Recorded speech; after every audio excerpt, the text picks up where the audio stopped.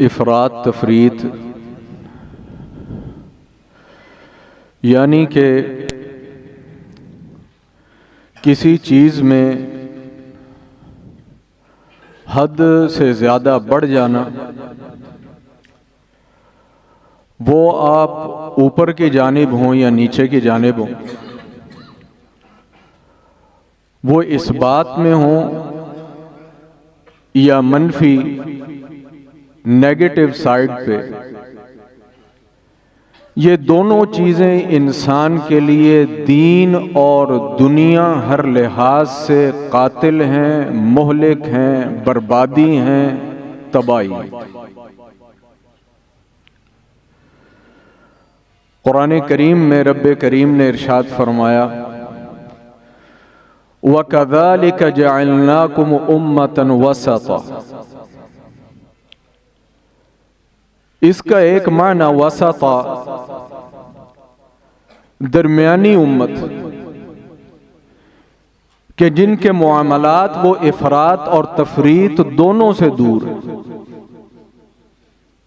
مثال کے طور پر جناب موسیٰ علیہ السلام کی شریعت میں اگر کہیں جسم پر کوئی نجاست لگ جاتی تھی تو اس کی طہارت کا نتیجہ تھا کہ جسم کاٹا جاتا تھا، اور ہمارے ہاں اگر کوئی کپڑے پر ایسی چیز لگ جائے، جسم پر لگ جائے، اسے آپ اچھے طریقے سے دھو لیں، اس کا اثر زائل ہو جائے، رنگ نہ رہے، بو نہ رہے، سمیل نہ رہے، چیز پاک۔ اللہ رب العالمین کو بھی یاد رکھیں، ایسا انسان اور ایسی شخصیت ہی پسند ہے جو افراط اور تفریط والی نہ ہو، جس کے معاملات میں، جس کے اخلاق میں، جس کے رویے میں، یاد رکھیں حتیٰ کہ جس کی عبادت میں بھی افراط اور تفریط نہ ہو۔ اعتدال والا رستہ، اعتدال والا طریقہ۔ بعض لوگ یا بعض فکریں یا بعض سوچیں، بعض مینٹیلٹی وہ اس قسم کی ہوتی ہیں کہ دین پر عمل وہ اس پر اس معاملے میں اس قدر سخت اور اس قدر متشدد ہوتے ہیں کہ وہ خود تو عذاب میں پڑے ہوئے ہوتے ہیں، وہ دوسروں کے لیے بھی باعث تکلیف بن جاتے ہیں۔ اور نتیجہ کیا نکلتا ہے؟ ان کی ذات کو آپ چھوڑ دیں، نتیجہ یہ نکلتا ہے کہ ان کے عمل کو دیکھ کر، ان کے قول کو دیکھ کر، سم ٹائم ان کے فعل کو دیکھ کر، سم ٹائم ان کی باتوں کو سن کر، بے شمار لوگ جو قریبی ہوتے ہیں حتیٰ کہ بیوی اور بچے بھی دین سے متنفر ہو جاتے ہیں۔ نقصان صرف ایک شخص کا نہیں ہوتا، وہ نقصان جو ہے وہ معاشرے کے اندر پھیل جاتا ہے۔ جناب رسول اللہ صلی اللہ علیہ وسلم کی حدیث ہے ایاکم والغلو فی الدین، صحابہ دین میں غلو سے بچو، دین میں غلو سے بچو کہ اتنی سختی کر جاؤ، معاملات کو ان کی حدود سے اتنا بڑھا دو کہ وہ قابو سے ہی باہر ہو جائے۔ فَإِنَّمَا أَهْلَكَ مَنْ كَانَ قَبْلَكُمْ الْغُلُوُّ فِي الدِّينِ، جہاں بے شمار لوگ رب کے دین کو ترک کر کے ضائع ہوئے اور گمراہ ہوئے، بے شمار لوگ دین میں غلو کی وجہ سے تباہ اور برباد ہو گئے۔ مثال کے طور پر ادیان کے اندر آج دیکھ لیں آپ، یہ عیسائی ہیں، اللہ رب العالمین کا نازل کردہ دین ہے، ان کی کتاب میں بھی اور قرآن نے بھی یہ کہا وَرَهْبَانِيَّةً ابْتَدَعُوهَا مَا كَتَبْنَاهَا عَلَيْهِمْ، ہم نے ان کو بھی وہی تعلیم دی تھی جو تمہیں دی تھی، کہ دنیا کے پیچھے پاگل نہیں ہونا، دنیا کے پیچھے ہلکان نہیں ہونا، دنیا کے پیچھے ہر چیز کو جو ہے نا وہ یوں کہہ لیں کہ رگیتے اور رونتے نہیں چلے جانا. دنیا کو ضرورت کی حد تک استعمال کرو، انجوائے کرو ضرورت کی حد تک. لیکن وَرَهْبَانِيَّةً ابْتَدَعُوهَا، انہوں نے کیا بنا لیا کہ جو انسان دین پر چلنا چاہتا ہے، جو رب کا قرب چاہتا ہے، نتیجہ کیا ہے کہ جی وہ پہاڑوں کی چوٹیوں پر چڑھ جائے، وہ غاروں کے اندر گھس جائے، اور وہ جناب موٹا جھوٹا پہنے، اچھا اس نے کھانا نہیں ہے، شادی اس نے کرنی نہیں ہے، اپنی طرف سے یہ چیزیں بنا لی. تو یہ تباہی ہوئی یا فائدہ ہوا؟ ایاکم والغلو فی الدین، دین میں غلو سے بچو. افراط اور تفریط اللہ رب العالمین کو کسی چیز میں پسند نہیں ہے. اللہ اکبر. ایک شخص بنو کنانہ قبیلے سے جناب عبادہ بن صامت رضی اللہ تعالی عنہ کے پاس آیا. علماء بسا اوقات جب آپس میں یاد رکھیں گفتگو کرتے ہیں یا بسا اوقات علمی گفتگو کرتے ہیں تو وہ اپنی خاص ٹرمز اور کنڈیشنز یوز کرتے ہیں. ہر کسی کو وہ سمجھ نہیں آتی. ان میں سے ایک ٹرم اور ایک کنڈیشن ہم بھی سنتے رہتے ہیں، فرض واجب فرض واجب فرض واجب، ہم بھی سنتے ہیں. ہم ان کی تفصیل میں نہیں جائیں گے، لیکن بسا اوقات واجب کا لفظ استعمال کیا جاتا ہے ایسی چیز کے لیے جو بہت زیادہ مؤکد چیز ہو. فرض نہیں ہوتی لیکن اس کے لیے واجب کا لفظ استعمال کیا جاتا ہے.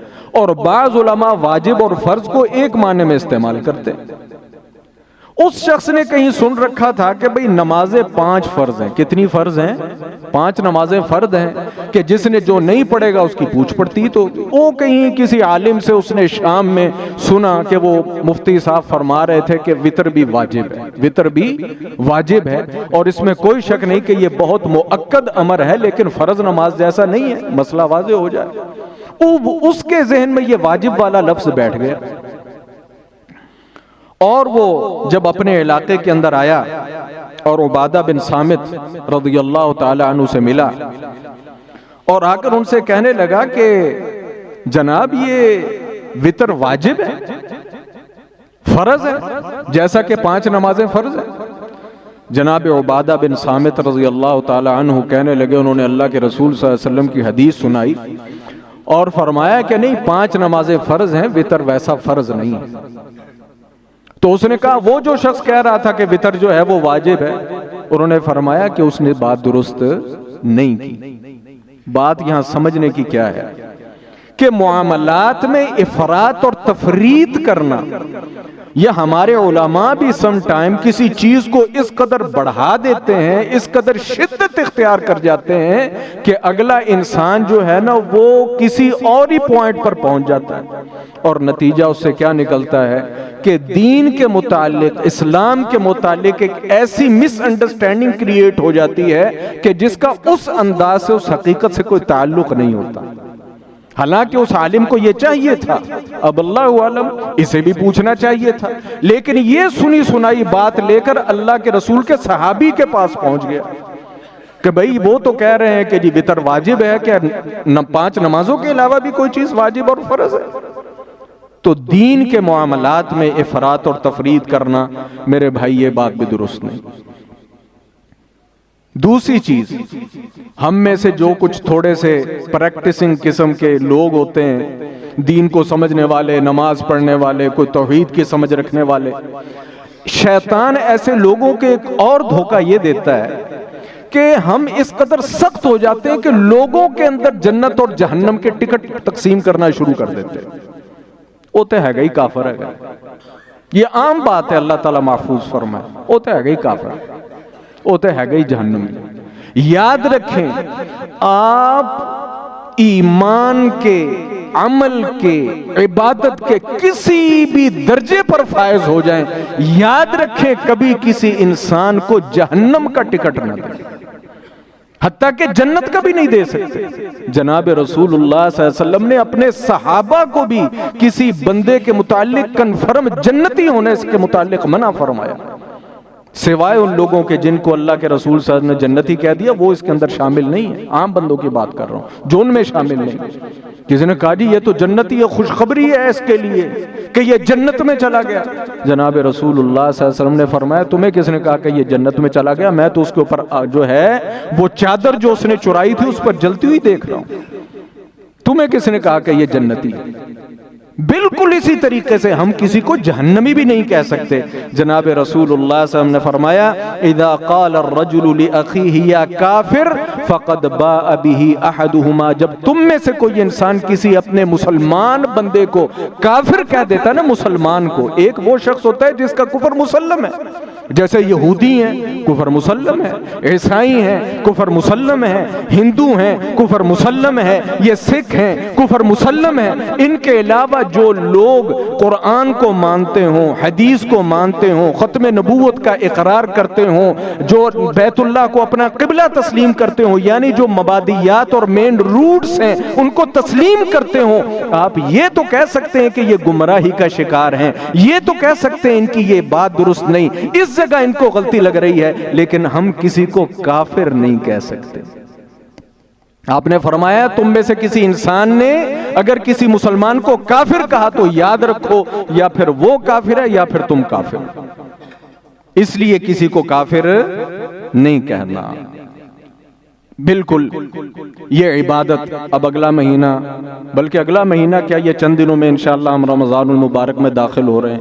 یاد رکھیں کہ اس سے بڑی خوش قسمتی کوئی نہیں، یقین جانیں اس سے بڑی خوش قسمتی کوئی نہیں. جناب رسول اللہ صلی اللہ علیہ وسلم، یہ واحد چیز جو اس وقت میرے ذہن میں ہے کہ اللہ کے رسول اس مہینے کی خوشخبری اپنے صحابہ کو دیا کرتے تھے.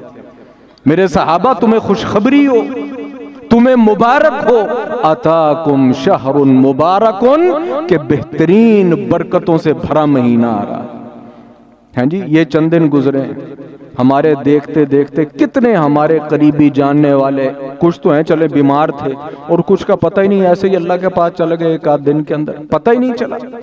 اور پتہ نہیں ابھی کتنوں نے رمضان سے پہلے چلا جانا ہے، اور جو چلا گیا اس نے کبھی مڑ کر نہیں آنا، اور جو چلا گیا اس کے نام اعمال کے دروازے بند ہو گئے. یہ جو میرے بھائی مہینہ ہے، اس مہینے میں بھی انسان کو اپنی عبادت کے اندر افراط اور تفریط سے بچ کر بہترین طریقے سے عبادت کرنی چاہیے. اگر آپ مریض ہیں، فرض کیا کہ وہ مرض وہ آپ کے لیے بڑی خطرناک اور ڈینجرس ہے، ڈاکٹروں نے آپ کو جو ہے متنبہ رہنے کا کہا ہے، تو میرے بھائی یاد رکھیں اللہ رب العالمین کی رحمت بڑی وسیع، اپنے آپ کو موت کے اندر اپنے ہاتھ سے آپ نے نہیں دھکیلنا. اللہ رب العالمین آپ کی نیتوں کو جانتا ہے، اللہ رب العالمین آپ کی نیتوں کو جانتا ہے. بالکل رات کا قیام کریں، لیکن اس کا یہ مطلب نہیں ہے رات کا قیام کریں تو دن کا روزہ خراب ہو جائے. دن کا روزہ رکھیں لیکن اس کا ایسا کوئی طریقہ کار یا کوئی ایسا معاملہ نہ کریں کہ ہاسپٹل کے اندر جا کر ایڈمٹ ہو جائے. کہنے کا مقصد اعتدال کے ساتھ کہ جس میں آپ کی عبادت بھی چلتی رہے، اللہ رب العالمین کی عبادت بھی ہوتی رہے، اور جو آپ کے دیگر فرائض ہیں وہ بھی چلتے رہیں، وہ ڈسٹرب نہیں ہونے چاہیے. وہ آپ کا گھر ہے، وہ آپ کی بیوی ہے، وہ آپ کے بچے ہیں، وہ آپ کا روزگار ہے، وہ کوئی بھی چیز ہے، وہ چیز ڈسٹرب نہیں ہونی چاہیے. افراط اور تفریط سے بچ کر، اپنے آپ کو کسی خطرے میں ڈالے بغیر، اپنے آپ کو کسی مشقت میں ڈالے بغیر. اللہ کے رسول صلی اللہ علیہ وسلم ایک جو ہیں وہ سفر پر ہیں، آپ نے فرمایا سفر پر ہو بھائی روزہ چھوڑ دو. وہ کچھ نے چھوڑ دیا، کچھ نے رکھ لیا.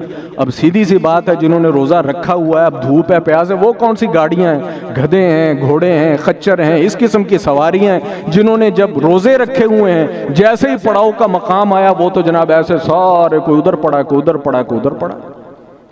اور جنہوں نے روزہ نہیں رکھا تھا، اللہ وہ لازمی بات ہے وہ کھڑے ہوئے، کسی نے خیمہ لگایا، کسی نے پانی پلایا، کسی نے کچھ کیا، ان کی سواریوں کو سیدھا کیا. اللہ کے رسول صلی اللہ علیہ وسلم نے فرمایا آج روزے داروں پر غیر روزے دار فضیلت لے گئے. آج غیر روزے دار جو ہیں وہ روزے داروں سے بڑھ گئے. کیوں؟ کہ خدمت کس نے کی؟ محنت کس نے کی، کاوش کس نے کی، جو ضروریات اور لوازمات تھے وہ کس نے پورے کیے؟ ان لوگوں نے پورے کیے جنہوں نے روزے نہیں رکھے ہوئے تھے، اور جنہوں نے روزہ رکھا ہوا تھا روزہ تو رکھ لیا اور کتنے معاملے اپنے ڈسٹرب کر لیے۔ تو عبادت ضرور کریں، عبادت کے اندر پیچھے نہیں ہٹنا، یاد رکھیں، لیکن اس کا یہ مطلب نہیں ہے کہ عبادت کرتے کرتے انسان اپنے دیگر معاملات کو بگاڑ لے۔ افراط اور تفریط سے بچیں، افراط اور تفریط سے بچیں۔ اسی طریقے سے افراط اور تفریط کے اندر دوسری چیز غصہ۔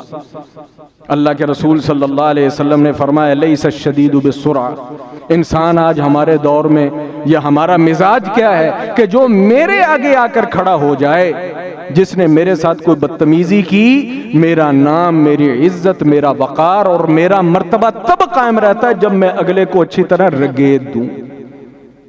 لیس الشدید بالسرعہ، مضبوط انسان وہ نہیں جو اگلے کو گرا دے، انما الشدید الذی یملک نفسہ عند الغضب، مضبوط انسان وہ ہے جو اپنے آپ کو گرانے کے اندر کامیاب ہو جائے۔ کسی کو تھپڑ مار دینا، مکہ مار دینا، کسی کو ذلیل کر دینا، کسی کو رسوا کر دینا، حتیٰ کہ اپنا غصہ جو تھا جو تم کر سکتے تھے کر دینا، یہ طاقت کی نشانی نہیں، اور یہ کمزوری کی نشانی ہے کہ تم مغلوب الغضب ہو گئے، تمہیں شیطان نے جس طرف لگایا تم ادھر چل پڑے۔ اللہ کے رسول طواف کر رہے ہیں، ایک بندہ آیا ناحق کی چادر پکڑ کر اللہ کے رسول صلی اللہ علیہ وسلم کے گلے کے اندر لپیٹ دی، اس کو جو ہے وہ بل دیے۔ صحابی کہتے ہیں کہ مجھے اتنا شدید غصہ آیا، اللہ کے رسول صلی اللہ علیہ وسلم نے منع فرمایا، اور جب وہ چادر اتاری گئی تو اللہ کے رسول کے گلے پر نشان بھی تھے۔ آپ نے فرمایا چھوڑو چھوڑو، اس سے پوچھو یہ کہتا کیا ہے، حالانکہ وہ بندہ غلط تھا۔ اللہ کے رسول صلی اللہ علیہ وسلم نے اسے کچھ نہیں کہا، اللہ کے رسول صلی اللہ علیہ وسلم نے کچھ نہیں کہا۔ ایک قوم نے آپ کو اتنا تنگ کیا، اتنا تنگ کیا، صحابہ کہتے ہیں کہ اللہ کے رسول صلی اللہ علیہ وسلم اس قدر غمگین اور پریشان، اللہ کے رسول نے ہاتھ اٹھا دیے۔ جب اللہ کے رسول نے ہاتھ اٹھائے تو ہمارے دل کانپ گئے کہ اب یہ قوم نہیں بچے گی، اب یہ قوم نہیں بچے گی۔ لیکن جب اللہ کے رسول صلی اللہ علیہ وسلم نے ہاتھ اٹھائے تو اللہ کے رسول صلی اللہ علیہ وسلم کے کلمات یہ تھے، اے اللہ اس قوم کو ہدایت دے دے، انہیں معلوم نہیں۔ یہ ہے طاقت، لیس الشدید بالسرعہ انما الشدید الذی یملک نفسہ عند الغضب۔ جب انسان غصے کی انتہا پر ہو، خاموش ہو جائیں، یہ سب سے بہترین طریقہ ہے۔ ہمارے بھائیوں کی لڑائیاں غصوں میں نہیں ہوتی، ہماری طلاقیں غصوں میں نہیں ہوتی، ہم اپنے بچوں پر، اپنے بہن بھائیوں اور دوستوں یاروں اور پڑوسیوں پر غصے کے اندر زیادتیاں نہیں کر جاتے۔ خاموش ہو جائیں، یہ سب سے بڑی طاقت ہے، یاد رکھیں، یہ سب سے بڑی طاقت ہے۔ غصے میں بولا ہوا ایک لفظ ہو سکتا ہے کہ وہ آپ کی ساری زندگی کے تعلق کو تہس نہس کر دے۔ ایسے بے شمار ہمارے پاس واقعات اور سلسلے آتے رہتے ہیں، کل بھی آیا ہوا ہے، طلاق ہو گئی ہے، چھوٹا سا بچہ، بس غصے کے اندر لڑائی بھڑائی ہوئی ہے، اب جناب رستے تلاش کیے جا رہے ہیں، کوئی شریعت ہمیں رستہ دے دے کہ ہمارا گھر دوبارہ جڑ جائے۔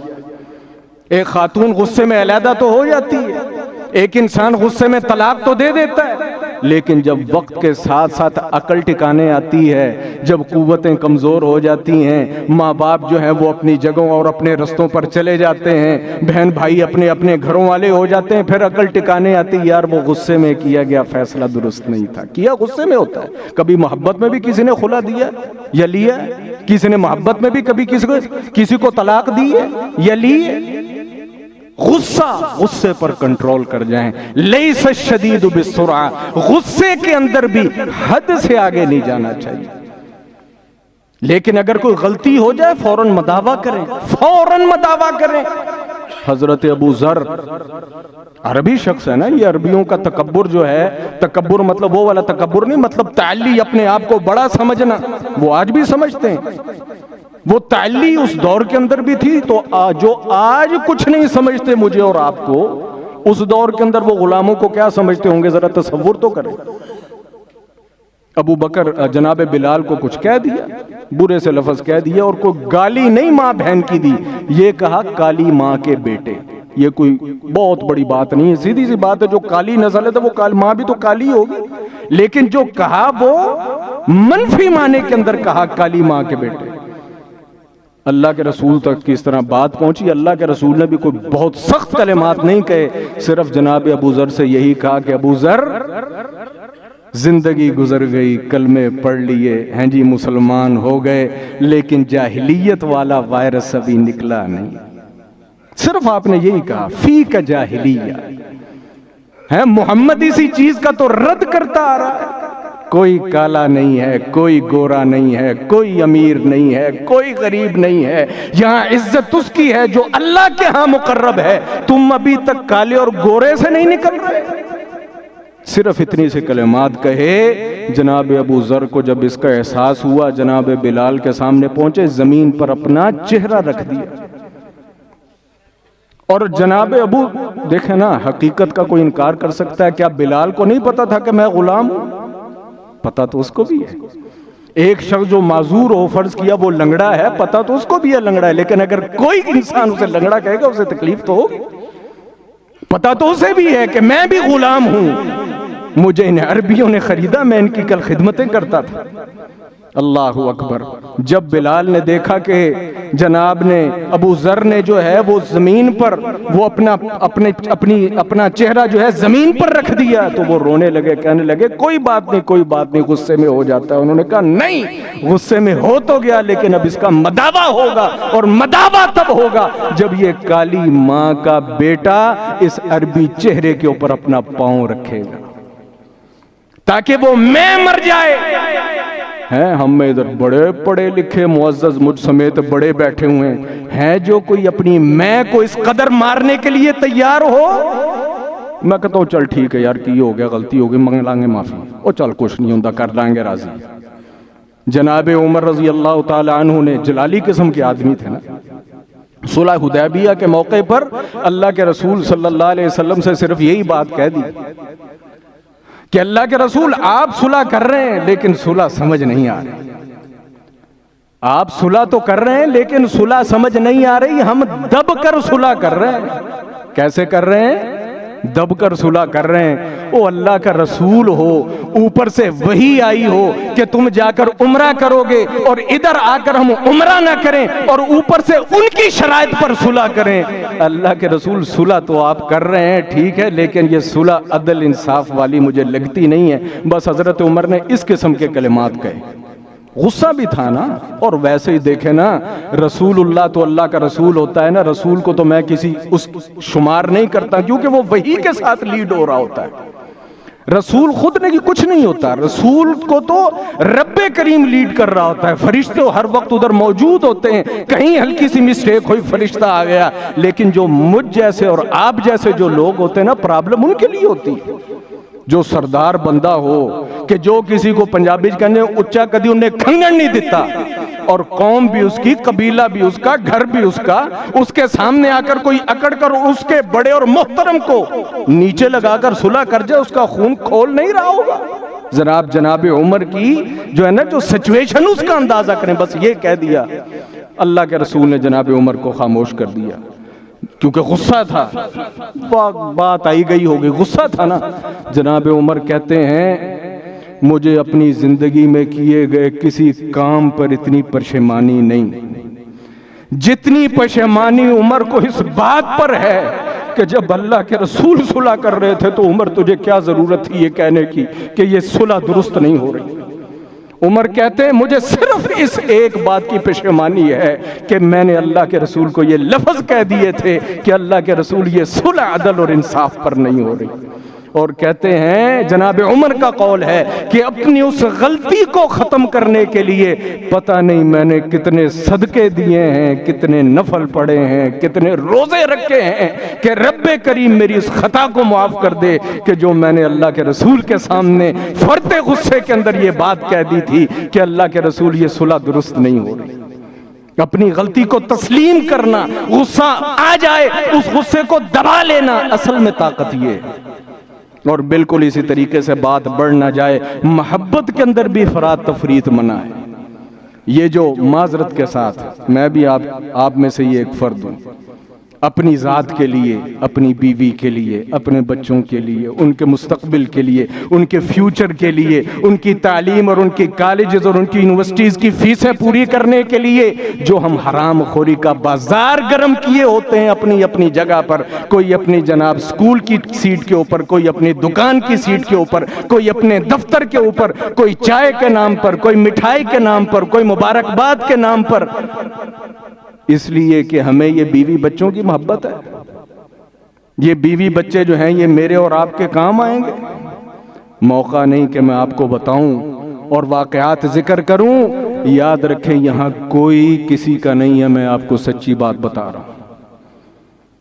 یہ جو بچے ہیں نا جو آج گلے لگتے ہیں، ہم جب بچوں کو کوئی چیز دیتے ہیں تو وہ تھینک یو پاپا کہہ دیتے ہیں، اگر کوئی ہاتھ چوم لیتا ہے، کوئی ماتھا چوم لیتا ہے، میرے الفاظ یاد رکھیں، انہاں دی تھوڑی جی نا داڑھی مچھ آ لین دیو، تھوڑی جی داڑھی مچھ آ لین دیو، اللہ میری بھی زندگی کرے، اللہ آپ کی بھی زندگی کرے، پھر مینوں آ کے اتھے دسیا جے کون تہاڈا ہاتھ پیر چومدا، پھر مینوں دسیا جے کون آ کے ہوگا کوئی خوش قسمت ہزاروں اور لاکھوں میں ایک۔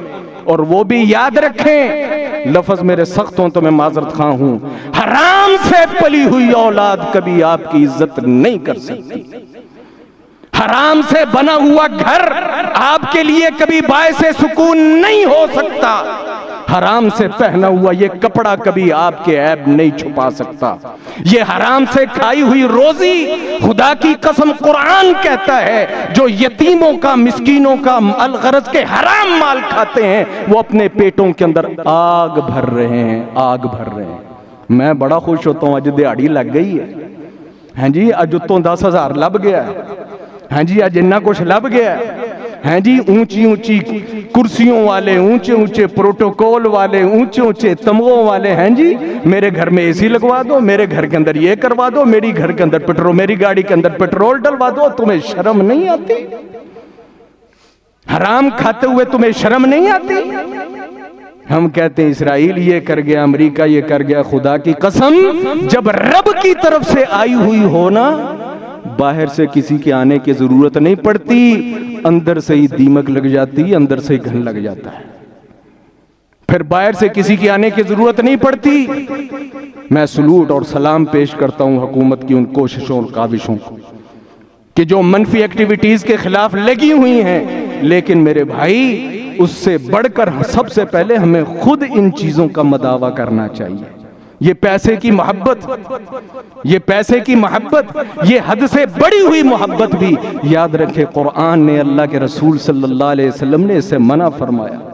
اللہ کے رسول صلی اللہ علیہ وسلم نے سیدھی بات فرمایا، مجھے 3-4 چیزوں سے بڑی محبت ہے، اور اپنی بیویوں میں جناب عائشہ سے بڑی محبت تھی، لیکن جب اذان ہو جاتی تھی اللہ جناب عائشہ فرماتی ہیں کأنہ لا یعرفونا، اللہ کے رسول کا چہرہ اور رویہ یوں بدل جاتا تھا جیسے جناب رسول اللہ صلی اللہ علیہ وسلم کا ہمارے ساتھ تعلق ہی کوئی نہیں، آپ ہمیں جانتے ہی نہیں۔ کیوں؟ یہ دنیا کی محبت اپنی جگہ پر، لیکن جب مالک کی کال آ جائے نا پھر دنیا کے اندر کسی چیز کی کوئی حیثیت نہیں رہتی۔ سب سے پہلے اپنے آپ کو اور پھر اپنے بھائیوں کو یاد رکھیں۔ بیوی بچے ان کی اپنی ایک مینٹلٹی، ہم ان کو ڈسکس نہیں کرتے، ان کا کام ہے مانگنا، وہ تو مانگیں گے، ان کا کام ہے رونا، وہ تو روئیں گے، سیدھی بات کروں۔ عورت کا کام ہے تانے مارنا، وہ تو مارے گی، اس کا کام ہے آپ سے لڑنا، وہ تو لڑے گی، لیکن مرد آپ کو بننا ہے۔ آپ انہیں بتائیں کہ بھائی میری طاقت اتنی ہے، میری جیب اتنی ہے، میری انکم اتنی ہے، میں اس سے آگے کچھ نہیں کر سکتا۔ معذرت کے ساتھ اس چیز سے ڈرتے ہیں، پتر ڈاکٹر نہ بنیا تو کتوں کھائے گا، ادھی جیڑی انجینئرنگ دی فیس نہ گئی تھے کتوں کھائے گا۔ حضرت عمر بن عبدالعزیز کا واقعہ کئی مرتبہ آپ کو سنایا، جب فوت ہونے لگے بادشاہ تے بڑا کچھ لا جاندے سی، پتر بھوکے نہ مرن، مینٹیلٹی ہے، اچھی بات، حلال ہو اچھی بات ہے، اولاد کی شادی کریں، اللہ نے آپ کو دی ہے، اولاد کو گھر بنا کے دیں، اللہ نے آپ کو دی ہے، لیکن جب نہیں ہے لا یکلف اللہ نفسا الا وسعها۔ عمر بن عبدالعزیز سے کہا کر مشیروں نے، امیر المومنین ہیں، اپنے خلفاء کی نسلوں کو دیکھیں، انہاں کے دے جاؤ روزی روٹی چلتی رہے۔ بادشاہ کے بیٹے تھے نا، روزی روٹی چلتی رہے، دانے دونے آندے رہن۔ عمر بن عبدالعزیز رحمہ اللہ نے کیا کہا کہ اگر تو یہ اللہ کے بندے تھے اور یہ اللہ کے پسندیدہ تھے، میرا ایمان ہے کہ رب کریم انہیں کبھی ضائع نہیں کرے گا، نہیں بھوکے مرن گے۔ یہ مخلوق اس کی ہے، میری نہیں ہے، ان کے رزق کی ذمہ داری اس کی ہے، میری نہیں ہے، بھوکے نہیں مرن گے۔ اور اگر یہ اللہ کے پسندیدہ نہیں تو میں اپنے ہاتھ سے اپنی قبر کو برا کر کے، گندا کر کے، ان منفی اور جو اللہ کے ناپسندیدہ لوگ ہیں ان کے منہ کے اندر میں روزی روٹی ڈالنے کے لیے تیار نہیں ہوں۔ باقی رہ گئی میرے پاس تو چیز کوئی نہیں ہوتی تو میں بڑی خوشی کے ساتھ دیتا، لیکن تم کہو کہ عوام کے مال میں سے ان کو دے دوں، یہ نہیں ہو سکتا۔ اور پھر مورخ لکھتا ہے ایک وقت آیا کہ عمر بن عبدالعزیز کی اولاد کھڑے کھڑے ہزاروں درہم و دینار اللہ کے رستے میں صدقہ دے دیا کرتی تھی، اور دوسرے خلفاء کی اولادیں کہ جن کو بڑا کچھ ان کے باپ دادوں سے ملا تھا وہ مدینے کی گلیوں کے اندر بھیک مانگا کرتے تھے، اور حالانکہ وہ بادشاہوں کی اولاد تھی۔